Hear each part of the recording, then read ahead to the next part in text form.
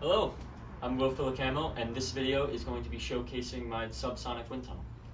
So a little bit about me first. I'm a senior at Regis High School in Manhattan, although right now I'm here on Long Island.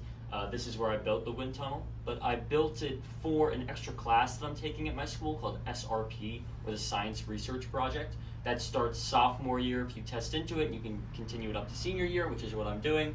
And I've always been, interested in aerodynamics, fluid dynamics, really aviation in general and stuff like that. That's kind of where I got the idea for this. But my sophomore year, I started doing fluid dynamic, analysis with online wind tunnels in ANSYS Fluent, or I suppose not online, but digital wind tunnels in ANSYS Fluent, which is a CFD, computational fluid dynamics program. And it went okay, but I was especially new to CFD at the time, so I kind of didn't like using the program. So that's where I got the idea to build this wind tunnel to continue testing, but in a real-life manner where I felt like I had a little bit more control. It ended up being a lot more difficult of a project than I initially thought. Right now, it's October of 2024, but I began this in, I believe, June or July of 2023, so it's been over a year now that I've been working on it. And I'm going to continue it for SRP this year, my senior year of high school. But yeah, this video is really just going to be breaking down where I am right now with the wind tunnel and kind of showcasing what plans I have for the future. I was hoping to work on it a lot more this summer, but I ended up instead being out in Princeton, New Jersey, working in the laboratory learning program at one of the labs there. Still working in airflow, pretty much imaging airflow with some Schlieren imaging stuff going on there. But now I'm back with the wind tunnel, hoping to finish it up, get it in a little bit better of a state. But let me show you where I'm at now. So this here is the tunnel. I'm hoping you can see all of it. It is a upstream wind tunnel. That means that here is the fan in the back. It is an 18-inch, 4,000 CFM fan, basically the highest CFM, cubic feet per minute, that I could get for a fan this size. And it's an upstream tunnel, meaning it is pulling air through the contraction cone coming out the back. So let me turn it on. Here I have another switch on this side. Nothing special, just one that I wired here anyway, so I'm going to turn that on. And then here I basically just got from Amazon. It's, I suppose, a limiter or transformer of some sort.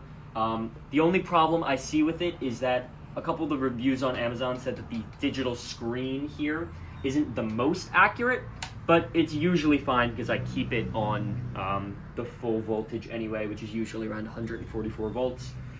So if I turn it on, you'll see it starts going and it's pulling air through, so it's blowing out this way.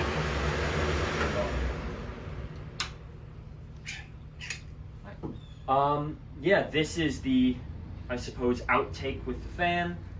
Here was the most difficult part, which is the contraction cone. So this, as you can see, is pretty atypical. It's a fifth order polynomial contraction cone is the exact description. The reason why I did it is because there was a study done by Bell and Mehta, and I want to say in 1988, where they were designing the NASA Ames wind tunnel, and they were trying to determine what is the best contraction cone design for the tunnel. And what they landed on was this fifth order polynomial design, where it's simply creating the most laminar flow as it goes into the test chamber. So as opposed to having a lot of these straight edges, which a lot of the wind tunnels I saw online that I was kind of following throughout the majority of it, just kind of had this straight edge for the intake as well. Those would create a lot of turbulent air here in the test chamber, so I decided to go with this fifth order polynomial design. The problem with it is that wood isn't exactly the easiest to bend, and wood is just what I had most readily available, so I ended up having to go through a lot of difficulties to get this working. I did a couple things. So first, to measure it out, I basically laid it out on cardboard first and made what's essentially, I guess, a compass with a couple of rulers and a pencil to just create an angle. I want to say the angle was like an arc of 21 degrees. I believe that was correct, was what I came to. This is, I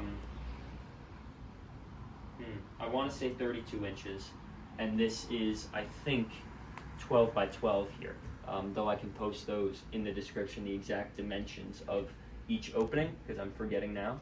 But I believe that's what it is, so just the arc as it goes should be 21 degrees according to that Bell and Meta study, at least for this size. So to bend that, I again created a kind of sketch on cardboard and took these, which are the excess pieces that get cut off, which are essentially the inverse of the curve, and I laid a piece of wood over these, and I would literally bend it, where I would get my siblings to pile on, and we would bend the wood and then just drill into this part here.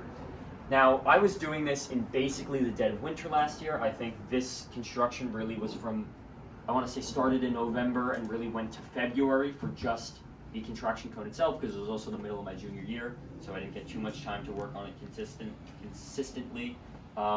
So what I ended up having to do was heat it up with like hair dryers and then spray water on it, kind of like you would when you're working on a boat, just to allow the wood to bend more easily. A lot of the time the wood would crack, and I lost a lot of pieces because of it. You can actually see here that this wood is 1/4 inch thick, and this was able to bend more easily, but this wood here was the first one that I did, which is 3/4 inches thick. I was hoping to use this for the majority of what I was doing, but I did this one first. For some reason, was able to get it on, more easily. And then this one, when I was trying with the 3/4 inch, it just kept breaking, and it got to the point where the wood was unusable. So I went out and I just bought this 1/4 inch. It really doesn't create much of a difference inside the actual chamber itself. It just looks a little bit different on the outside, but I think it's fine. In terms of things that I'm hoping to fix for this, there's a couple. First, there's a lot of things broken here. It doesn't matter too much. This is basically just some sort of, I suppose, plastic polymer that I use to drill holes into the side here, because this bends a little bit more easily. Emphasis on a little bit, because it's clearly not perfect. As you can see, it does have some breakages here. I'd like to fix these, but really the main thing I'm going to be doing with this contraction cone is putting a grid here. My initial thought was to do it with chicken wire, but I realize now that probably is not the best idea. I think what I'm going to do is mount wood pieces here, going straight down, 2 of them, and then 2 going on this side, and then create just a grid pattern going through with slits cut out there. And I'll probably do it with these pieces of wood you see here on the floor. I just haven't gotten around to it, but they are thin enough that I think it should be able to work. And again, that just creates kind of a better stream of laminar flow going through. Here is obviously the test chamber. This is just plexiglass, or I think actually it might be acrylic. In the center here is just a tennis ball. The reason why I'm using a tennis ball here, and the reason why I use it to actually test the efficacy of the tunnel, is because a tennis ball has a known drag coefficient. And what this system does is it calculates drag coefficient. So I have, sorry to make you bend down again, I have 2 sensors here. These are just 2 force sensors I took from my school's physics lab.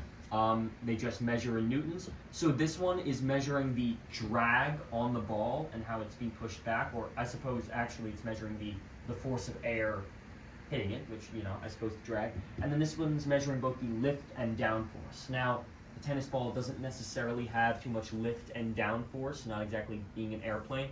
So really, this is what I was focusing on most. Now, I don't have my laptop here with me, but these are Pasco sensors, so it plugs into Pasco Capstone, which is just the analysis tool that I have been using for this, and it plugs right in and it gives you the data. So I was able to find the drag force coming from this, and the drag force you can plug into I suppose the drag force equation to then isolate the drag coefficient and end up getting the drag coefficient. So I believe, if I'm thinking back now, the actual drag coefficient of a tennis ball is somewhere around 0.55, but acceptable answers are from 0.4 to 0.7.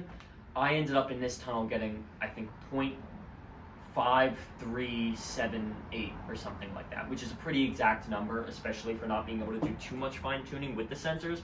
But this is definitely the area that I want to fix the most. The sensors do have a lot of flaws right now. One, I just don't think that there's any reason why this sensor here can't be mounted in the chamber itself. I feel that would just lead for more accurate measurements, and it wouldn't really disrupt the airflow.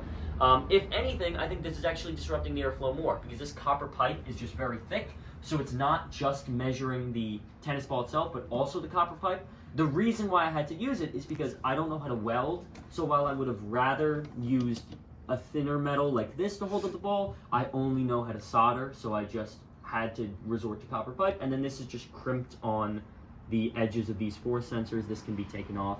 I will say it's also quite difficult to calibrate these force sensors with this all connected. In reality, going forward, I think the easiest thing to implement next is while I was working in that lab at Princeton over the summer, we had worked on a system for Schlieren imaging digitally, where you can basically image turbulent airflow. I'd like to be able to do that with this too. All I need is a constant and random lit background, kind of resembling what we would call like a star map. So I just put that here, have a camera here measuring the air going through, and it should work just fine. That's just another thing that I'm hoping to implement. Not quantitative, obviously, it's just, you know, visual imaging, but it should help for understanding the airflow actually going through.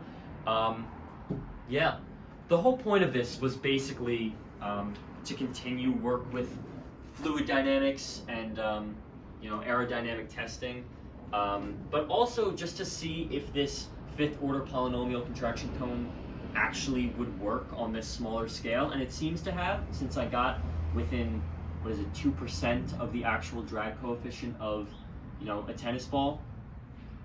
So yeah, I think that so far this has been a success. I clearly have a lot of work going forward, but this year I'm hoping to really wrap a lot of that up. Yeah, other information, I was working under Dr. Matone. He was my mentor at Regis High School and still is for SRP.